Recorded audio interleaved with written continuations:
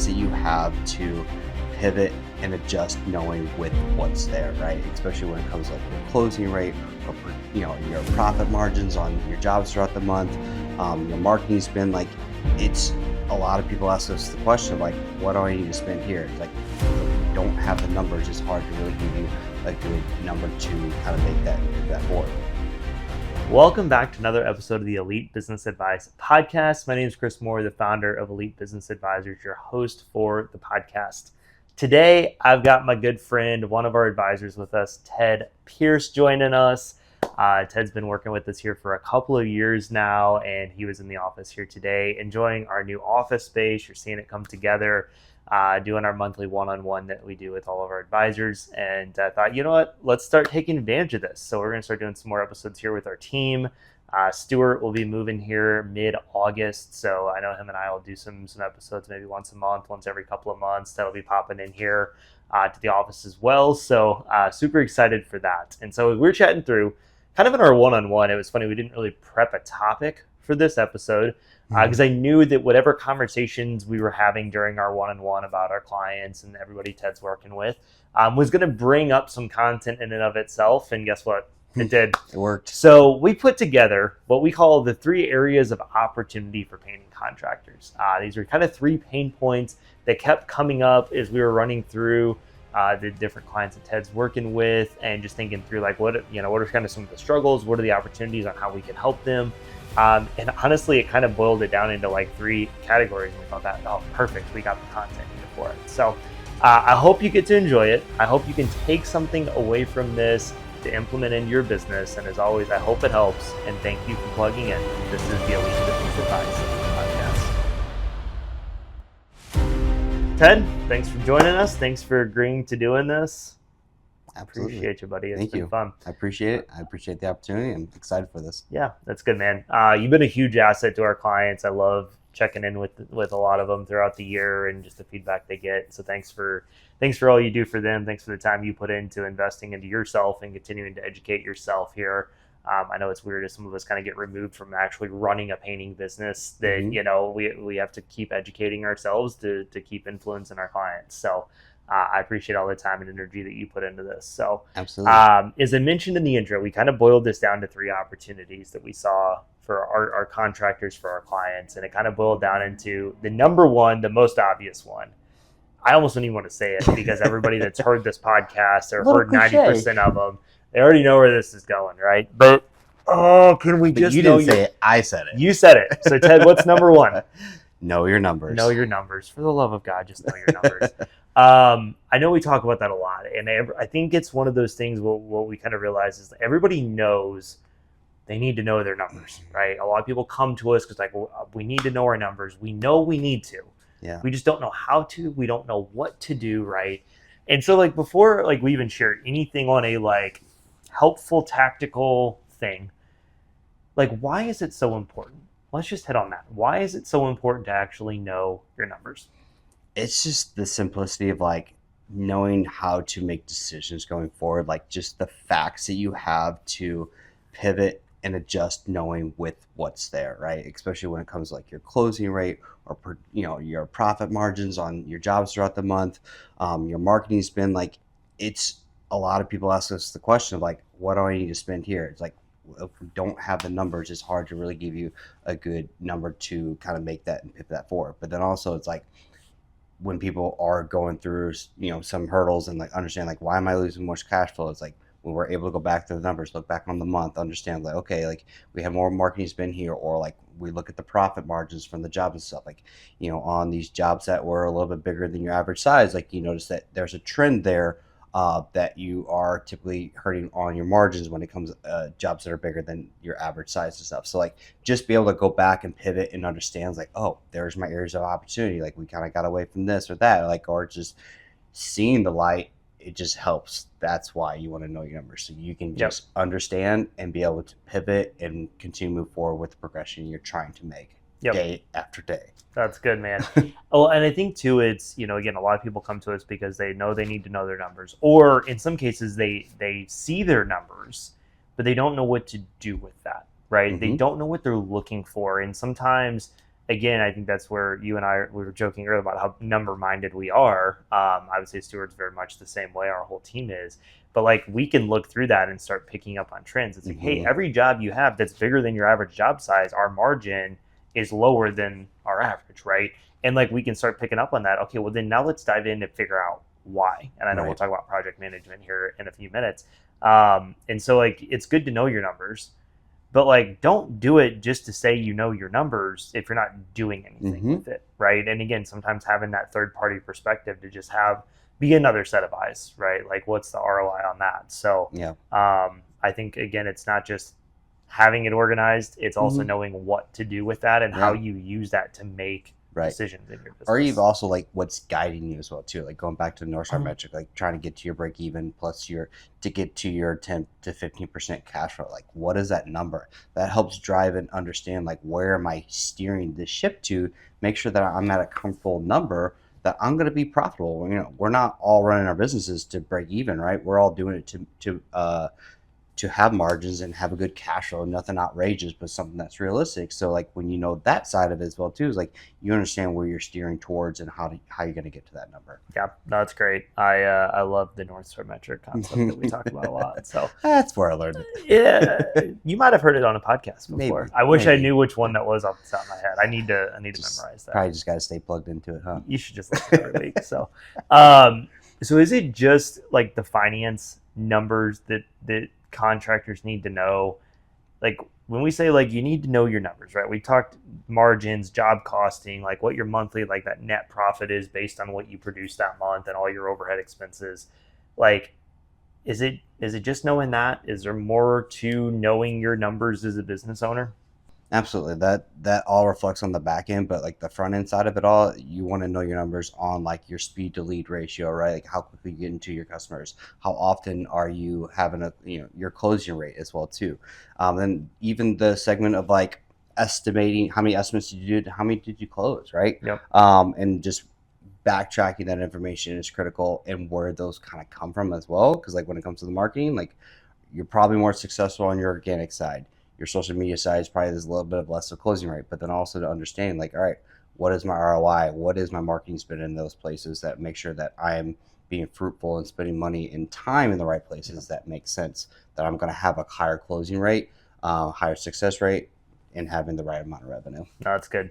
You said something that I don't hear talked about a lot, speed to lead, right? Just elaborate on that. Like, why is that important? Just feel free to share anything. I've got some thoughts on it, but I want to put you on the spot first. Yeah, I mean, it really. I mean, if it's Google, right, getting it from the social media side of it all, it's really critical in that sense of like playing that algorithm and make sure that you are getting in contact with this coming through Google, right? Because that's part of your algorithm. Make sure that you're staying on top of it, but also like when the customer is reaching out, like they're in the market at that moment, and so that's why it's really critical to try and get to that mindset with them. But sometimes people are a little bit smarter these days. I mean, I'll do it as well too. Like I'm in the moment now, but I also might not have the time to. Yeah. But I'm also going to be paying attention if I'm that person. Like, all right, who got back to me first? Like, right, who responded back to me? Because if I did put a few leads out there, like I'm going to respond back to the person that I have a better connection with because they responded back to me. Or I see there's a sense of professionalism behind it as well too, and just I'll go from there as well. Even if it's from email, phone, and text, right? Because sometimes it takes all three of them just to make sure that you're reaching out. If they're giving you a phone number, that's probably the most likely best way to connect with them. But is it phone or is it text, right? You don't know until you put it out there. So like if those smarter, I would say more savvy buyers in that sense, like I don't have the time now, but I'm in the market, but they're going to be looking for how are they responding back, how quickly, and what platforms they are as well too. So that's good. It gets a little bit more elaborate with it, but like it's just critical with the algorithm from Google and anything. 100% do that, and you're just trying to capture the person in the moment. Yeah, being in the market. No, that's good. I think on the speed to lead thing too, peak excitement is usually when people reach out, right? They're really excited. They're in the moment, right? And motivated. So the longer that like you schedule that out, slightly more downhill their excitement level goes, right? It's the same thing we talk about doing estimates on the spot and stuff. So I think that's a critical thing to just be mindful of, right? Like if you are constantly scheduling estimates almost 2 weeks out, it might be a situation we need to that's worth revisiting a little bit. Especially if your closing rate's not so great on that, right? Right. It's good that you have that much demand, but that actually can be problematic, right? Especially in those decision moments. And some people may not have the time right now. They want to schedule it 2 weeks out. That's fine. Right. If that's on them, they're telling you, hey, I'm interested, but like this isn't a high priority, so that makes sense. So I think it's just getting a gauge on those conversations you're having with people. What's their excitement level, and the sooner you can get to them, great, unless they dictate otherwise. Yeah. I reached out to a plumber last week about some stuff at our house that we're doing, and I was like, hey, listen, like I'm here, I'm in the moment, I'm framing out some stuff. Wanted to call you out, was on my mind. If we can't get together till after the 4th of July, like that's fine. Yeah. Right. So yeah, I think they'll kind of guide that a little bit. Why do you think Amazon sends you notification that, hey, you left this in your cart? Yeah, because exactly, you were in the moment right? before. You were in the moment. Yep, exactly. Mm-hmm. That's it. That's a really good point of view. So tell me you don't shop on Amazon. We all know your wife does. So sorry, Shauna. I'm guilty too. Yeah. So second area of opportunity, we kind of said estimating and sales, which I know can be a very big, broad kind of topic. But the thing that kind of kept coming up was like having a process, having a system, right? And how do we make sure that we're following process, and systems that we put in place for our business. And so what should contractors know kind of about having a set process in place when it comes to sales? Like, why is it important to have a repeatable process that you can follow every single time? Right. I mean, you kind of break out the estimate and sales side, like when you're just the actual estimate itself, right? Just knowing your numbers on the side of like the production, right? Like usually your biggest variable is going to be hours. Your production rate is pretty much going to be the same. Your material costs are going to be on average about the same as well too. So like that's usually your biggest variable. But like knowing the process of like getting a customer, like having a good customer experience starts from the speed to lead, right? From the very first contact all the way through the closing side of it all. Whether the close is a win or a loss, but it's still critical going throughout that and having a process along the way, right? From speed to lead to, if you've scheduled the estimate, if not, having a process of like make sure you're getting in contact with them to set up an estimate. That's the entire goal, right? And then when you do set up the estimate, like what is that process right between them, right? What are you doing to set expectations for the customer, right? All the way up to the walkthrough of the estimate, and then also what can they expect when you get there, right? And having a process from the very beginning, right? Report building stage, right, all the way through, presenting on the spot is critical. Is one big thing that we usually like to coach people on, because it's highly missed within the industry, and it really sets you stuff apart there as well too. So like just having that and having a template in place, right? We have a 6-step process through it. Right, there could be 8, there could be 4, but as long as you have a process, that's what's really critical, and just having a template to follow off of, right? Are you going to deviate sometimes because of the scope of work? Sure, it's going to happen, right? You're going to have a large, $20,000 job, maybe you're not able to do estimate on the spot, but are you able to kind of like go through and get really close to doing it at that time? Yes. But just knowing that you can delineate a little bit through it, but just having that process is critical, so you have something repeatable. It's simplified, and like you're just really focusing on the customer and the customer experience, because your goal is to sell, right? The goal is to sell through it, and the customer experience and what they're trying to get out and setting the expectation for them is really critical on how you're going to win that sale. Yep. No, that's good, man. I think, what I would say is follow it 95% of the time. There's going to be that 5 to 10% where it makes sense to deviate. You're going to have to get an estimate for carpentry stuff. You're going to have to do something. It is a $40,000 project, and it's like, hey, I need to go back and put a little bit more time into this. In the projects of that magnitude, I think homeowners are going to understand that. Maybe that's even something where you say, hey, we want to go back, we want to work on this. Could I swing back by in the next, 48 hours to go through this with you guys, make sure we're all on the same page, like something like that might be worth that extra trip out there, right? I think a big reason like that I can look at it from a coaching point of view too, on why having a process is so important, because when you need to make tweaks, it's a lot easier to start thinking through things when you're doing it the same way every time in the beginning, right? Think about it like you're trying to perfect a recipe. One thing I've been trying to get really good at is smoking chicken wings. Just gonna be honest with you. All right, like, because there's a restaurant here, and I don't know if you've had Peel's Wings before. Dude, the best. They're wood fired, so I'm already at a disadvantage because I can't compete with that. But I can. You got the P7, you do. So I'm like trying to get this recipe figured out, right? And I finally am getting it dialed in, but it's because every time I'm like changing one variable, and then like, okay, that was really good. I'm still missing a little bit on this, but I'm doing it the same way every time, right? The first 4 times I would try doing wings on the trigger, I was doing them 4 completely different ways. Mm-hmm. And it was really hard for me to make little adjustments to now like hone in and perfect it, right? And I know it's like a weird analogy, and that's just my weekend obsession is, cooking. But like, it's true, right? Like, it's very true in business. Like, if you're not doing the same process every time, we really can't help figure out, how do we need to tweak things? How do we need to put a step in here? How do we need to present this differently? If every single time you're doing everything totally different, we can't really assess the close rate and start to identify what the problems are, right? So I think, like, yes, it's important to have the process, but also understand why it's important to have a process is because when you can do it the same way, right, and then you have data about that, or in my case, feedback on how things taste or whatever, like, then you can start making those little tweaks to make it better. Right. Right. It's a good segue too, because like in the next topic is like when you know what that process is and you can like hone in on some of it, whether it could be more so your production rate, right? And that's when we're going to the next topic, like project management, of like understanding that, okay, well, for this job, this is what I estimated. Like I was able to pinpoint. It wasn't the sales, like it was kind of more so like the hours here. Was it me or was it the production team and what we were not able to accomplish for that job? Or so accomplish for it. Yeah, no, 100%. I think that's a great point. Let's just jump right into that last one then, since you already brought it up, right? We kind of talked project management. And again, I know project management is a vague topic of an area of opportunity, right? But kind of the thought we had with it is like, okay, how, if you're not achieving that margin, you're not hitting that monthly production goal that you need to hit your North Star metric, like, what should you be thinking about, right? So how do you coach your clients through that when they're at a spot where they're not hitting those margins, maybe not hitting that number? Like, what do you kind of dive into a little bit on that? It's going back through the profit sheet and looking at how you performed the last month or even 2-3 months, depending on what it is, right? Are we hitting our average job, right? Are we on that mark? Are your estimate, versus what you estimated in your actual numbers, are they aligning? Are you on the plus side or on the negative side and consistency? But then also reflecting back to like, okay, if going with what we discussed before is like knowing what the job size is as well too, right? Is it a smaller job? Is it a bigger job? Usually that's where you see it. You're outside your average.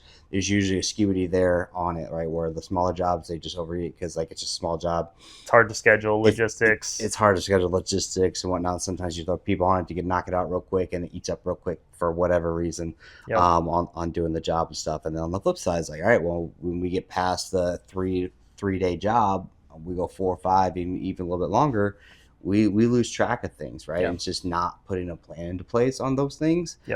Sometimes people put a plan into place, but then they don't execute or stop halfway to understand what we have put into place and make sure how do we pivot from there as well too, right? Sometimes, like, depending on what the scope of the work is, like, are you able to go back to the homeowner and address the situations? Like, could have been a big wallpaper job, right?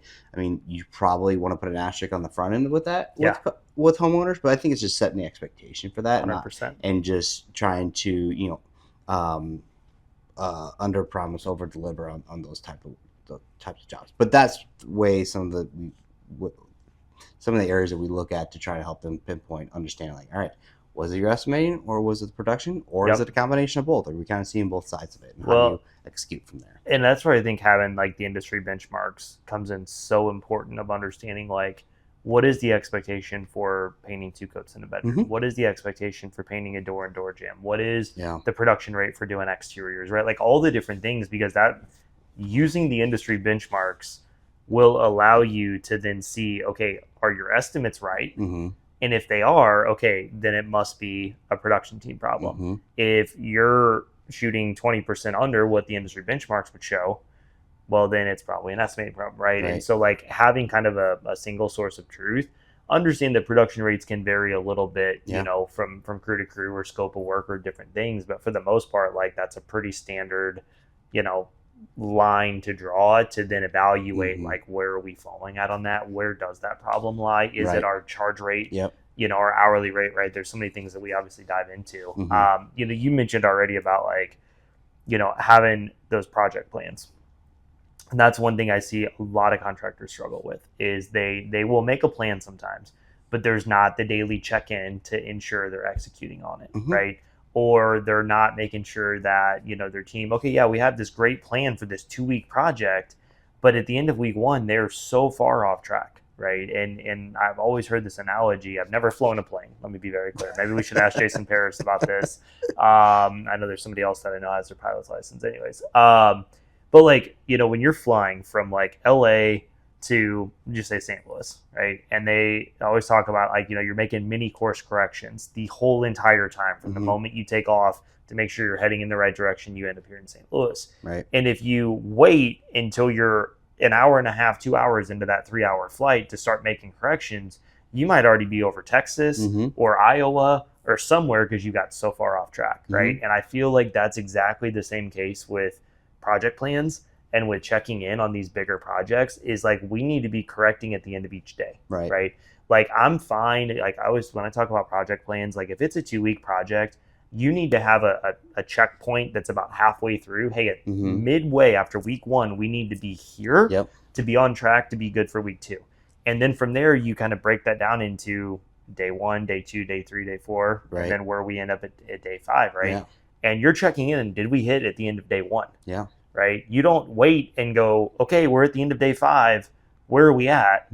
Oh man, we're where we should have been at the end of day 3. Right. So I think that's just what I would say a big thing is like we have to have those daily check-ins and those micro adjustments early to keep us on track. And I think that airplane analogy, again, I've never flown a plane, but it makes sense in theory. And think about it, sure. Anytime you've been on a plane, you always, if you track the flight radar on, Southwest or whatever, like you'll see all those little adjustments they're making the whole way, and it keeps you right on track to where you're going. What's the biggest, probably one of the biggest reasons why they have that is the variable of weather. Agreed. For our exterior contractors. Agreed. Yeah, right? that's a good point too, right? But I love that analogy and like bring it down to the ground. Like the reason why you go from the airplane to like having a car, it's like, well, I can have directions, right? I know how to get from destination A to B. Here's my plan. Here's how I get there. Here's my first day of travel, second day of travel. Kind of like what that looks like. And like, I have a roadmap, right? And let's have some guardrails in place to understand like what it's going to look like. And once we get to day 2 or 3, like how do we pivot from there, right? And either way, whether it's one job, 2 job, 1 day, 2 day, 3 day job, like either way, like you still should have that plan in place so you can practice that every job. So when you are going to the bigger jobs, you're staying in tune, right? And part of it is as well too is going back. Like if you are the owner and the estimator, but not necessarily always the production manager, but you are at times as well. When you're doing the estimating itself, like you should be thinking of that at that moment as well too. Like, all right, how am I going to be effective on this job, right? Because you want to sell that to the customer as well too. Like, all right, well, this scope of work, this job, this is probably what my plan in place would be, and kind of walk them through that as well too. Your plan might change a little bit when you talk to your production manager, or if it's you later after you think through a little bit. But you're also selling that experience to them, like how you're going to be methodical. You're not going to be wasting if you're not going to be wasting your time. They know that you're not wasting your time. They're not going to be wasting their time and their money. Right. And so like you're selling that experience of being in their house or on the exterior of the house, like helping them conceptualize it. They've never been through it before. Yeah, no, that's great. I have one point I want to share before we wrap up here. A question I get a lot, thing I see a lot is about like larger projects and putting more people on it. Okay. Most of the industry kind of knows that the most efficient crew sizes are crews of 2, crews of 3, right? Whether it's interior, whether it's exterior, that seems to be a pretty solid, 2 or 3, depending on the average job size of the company, is like the most efficient crew size. You get into $25,000, $30,000, $40,000, $50,000 projects, right? Even if you have the manpower, we start having the conversation sometimes about putting 4 or 5 people on it, maybe even 6 in some cases, whether it's for a day or 2 because of weather, right? So I love when people have these big interiors that's not on a tight timeline, because then that kind of becomes your buffer on these exterior rainy days and stuff, which we've had a ton of here in the Midwest recently, the last couple of months. But the question they always kind of get, or where I see the pain point, is when you start putting 6 people on a job, even if it's a job that's big enough to warrant it, right? You'd never put 6 people on a $3,000 job probably. But like if you're doing it on a big enough job, like what I would just advise or caution people about is make sure you've got really good detailed project plans for each little crew. Break them up into pairs of 2 for that job and assign them different areas, assign them different scopes, right? So as we talk about like project planning and like project execution and management, making sure if you're putting a lot of people on a project that you've really like structured it well, because there's just something about having 6 people all kind of Yep. floating around the same area. It's a lot of wasted space. Maybe some guys aren't hustling the way they would, but if you say, hey, you two are responsible for these 3 bedrooms today, doing all the walls, 2 coats in them, it's all the same color. You two are doing the dining room, living room, kitchen. You two are going to the basement and gonna knock out the living room, the bar area, and this bedroom, right? Whatever it is, assign them responsibilities, kind of compartmentalized away from each other.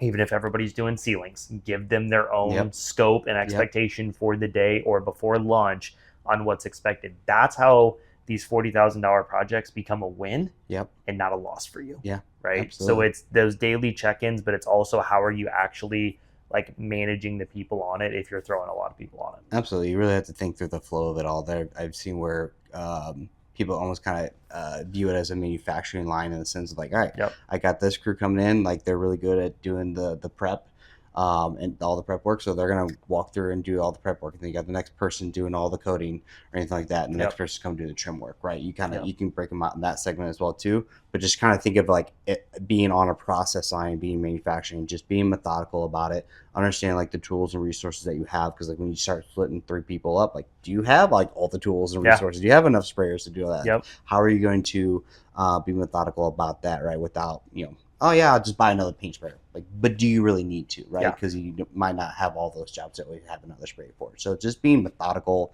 is the biggest concept of it, and at least having a plan in place is as critical in general, just to have something to go off of. And if it's a complete wash, then so be it. You learn that doesn't work. We'll pivot and we'll adjust and move on. Yep. I love it, man. Well, thanks for joining us for this. It's been fun. I look forward to having you on here and doing some more here now that we've got this awesome office space. I know, so I love it. Absolutely. Have a great day, buddy. I'm going to stay plugged in. Please do. Will do. You too. Thanks for plugging into this week's episode. I hope you're able to take a few nuggets away from it to implement into your business. Remember, knowledge without implementation is useless. If you're curious about what we do and how we help painting contractors all over North America, schedule a free business analysis meeting with us at www.elitebusinessadvisors.com. Our entire team of advisors have ran and managed painting companies just like myself and are here to help support you on your journey. We have packages available for contractors at every stage of business, from flying solo and just starting out, all the way to multi-million-dollar businesses. And lastly, if you loved this episode, please leave us a rating and a review. It helps others on the platform find our podcast, and it could be the best blessing that's ever happened to them thanks to you. Thanks for plugging in, and we'll see you back for next week's episode.